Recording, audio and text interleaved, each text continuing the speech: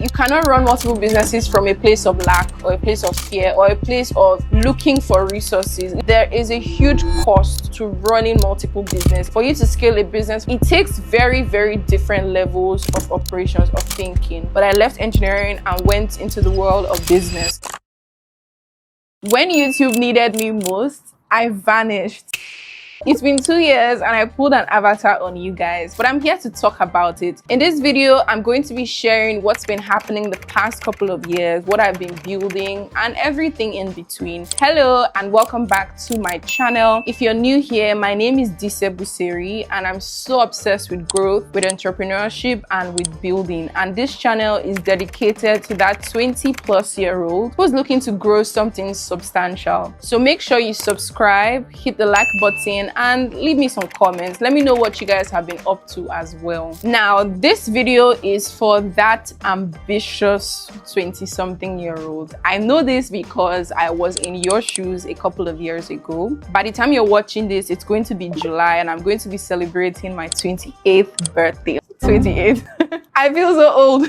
So the essence of this video is 3 major things that I've learned as a 28-year-old when it comes to growing things. So if you're someone who is ambitious, who is passionate about building, it's really, really important that you watch this video. So just to give you a little bit of context of what I've been up to, in the past couple of years, I've successfully built 3 businesses. I've built a business that has 2 locations, a production house, a walk-in store. I've built a media agency. I built a fashion brand. I have tried and I have failed and I have succeeded a whole lot more. One of my major businesses is called Dise and Essentials, and if you're on Instagram, you can definitely check us out. We have a physical store in Surulere, Lagos. The first thing I want to talk about is the cost of building multiple businesses at the same time. Now, there's one thing about growing up, having all these ideas, having a lot of things you want to do and feeling like it can happen all at the same time. Yes, it is true, but to a certain degree. I used to always be this person who say I'm multi-passionate, multidisciplinary, and I'm still that person. But growing a successful business has made me understand that there are specific things you need for things to grow. There's specific systems you need for your business to grow. There's specific structures that you need for your business to grow. And you need to be in a very straightforward, tunnel vision frame of mind for you to actually see a business grow from one level to the next level. For you to scale a business from your first million to your first 10 million or 20 or even 50 or 100 million, it takes very, very different levels of operations, of thinking. And it is not easy for you to operate in the same level across your different businesses. Now, what I have learned is that if you are someone who is passionate about doing very different things, the hack that you can add to this is that you can do businesses that are in the same sphere. So I'll give you an example. I run a printing and production business, and because of that background, I'm able to simultaneously run the ready-to-wear fashion business because I have production and printing as my core business, and because I do social media as well, I'm able to run a media agency. Because of this printing business, I'm also able to run a coaching business. Now, all of these things did not click in the very beginning, but I actually had a foundation, which is the printing business. So it's very important that if you're someone that you know that you want to run a lot of businesses at the same time, you need to find a foundation that can intersect with other things and can make it easy for you to utilize the resources of one for the other. Another example is that while I'm running other businesses, I can utilize personnel, manpower, human resource from one thing into the other. A good way to put this is that with our location currently where I'm filming at in Surulere, I use this same location to promote all my businesses. If it's like my fashion business, I can use this location for content creation. I'm using this same location to shoot this video now. So what it means is that if you want to run multiple businesses, you need to create an infrastructure where you take the resources you have for one and use it for the other. Let me give you another example. If you have to pay subscriptions, recently I had to do subscriptions for like my email workspace, and I thought about how I have to pay per user a couple of dollars every month for everybody that I want to be in that workspace. What I'm going to do is that I'm going to utilize this same workspace across board for different businesses. So this point just emphasizes emphasize is that there is a huge cost to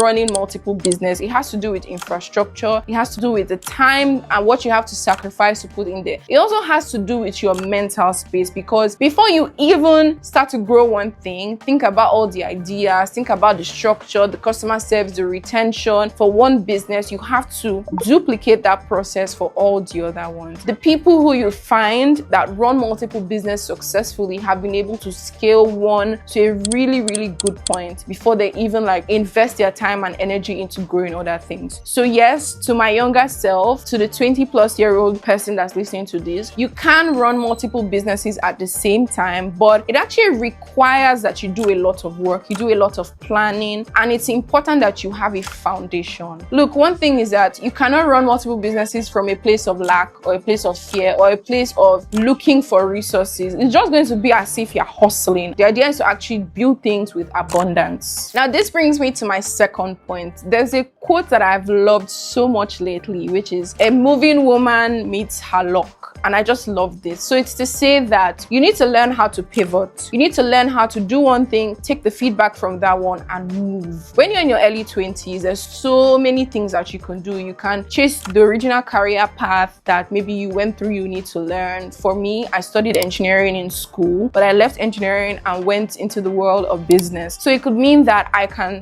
follow my engineering path. It could mean that I could start a business. I could go into real estate. And when you're starting your career or you're starting out as a young person, sometimes you find that you might be pulled into different directions. And I heard people tell me all the time, my mom would even tell me that it's important that you find something and you focus on it. But what I've actually come to understand is that that focus actually comes with time. The focus is not something that you just get at the very beginning, because focus requires clarity. And if you're in your early 20s, you're still discovering a lot of things about yourself. You're still figuring out what you like. You're still discovering what you're passionate about. So it's really, really important to keep moving. So that's why the phrase says that a moving woman or man meets her luck or meets his luck. So whatever it is you have to do, you just have to keep moving. Learn. You have to keep learning. If you find that something is not working so well for you, you move on to the next thing. But the important thing is that you need to even stay long enough to see that, there's something tangible and there's something that you can build from. It's really important. But don't be afraid to pivot. Like I mentioned to you guys, I studied engineering. It's interesting how I went from doing engineering to running a t-shirt printing business, running a production house, right? But it's because I was able to pivot. At some point while I was in school, I used to take pictures, I did photography. Now I was able to pivot. I didn't say that, oh, the world has ended because I'm no longer doing photography or because I'm no longer using my engineering degree. In so many ways, my engineering degree has helped me because I have a very technical and systems way that I approach things. My photography career has helped me because I'm able to shoot content for my business. So don't be afraid to pivot, but sit with that thing long enough. Make a list of the pros and the cons, the opportunity costs, the reasons why this thing cannot work anymore in this season. For example, a couple of years ago, I started a ready-to-wear fashion brand. And while that was going on for a period, I realized soon enough that I didn't have the capacity to push into that specific market. And what did I do? I decided to pivot. It doesn't mean that that vision of mine is dead or it has ended, but I decided to pivot into something I felt could give me the results quickly. One thing that I'm always conscious of these days has to do with results. Like, is this thing giving you the results that you need? So don't be afraid to explore things. Don't be afraid to keep moving. Don't be afraid to pivot. Just make sure you're constantly learning. And this brings me to my third and final point.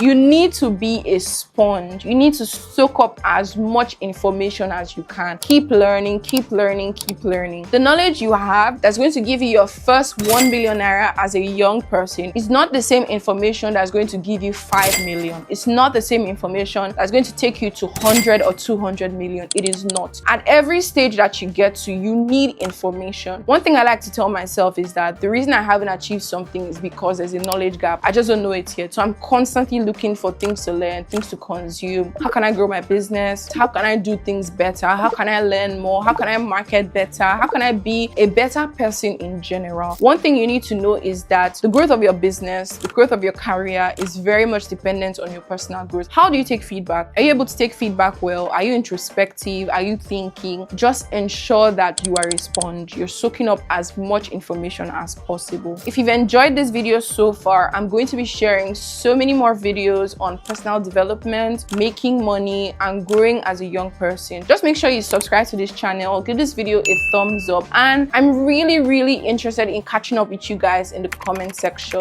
So let me know how you've been doing, what you've been up to, and if you have specific requests for more videos that you'd like to see, definitely leave that in the comment section, and I'm going to see you in the next video.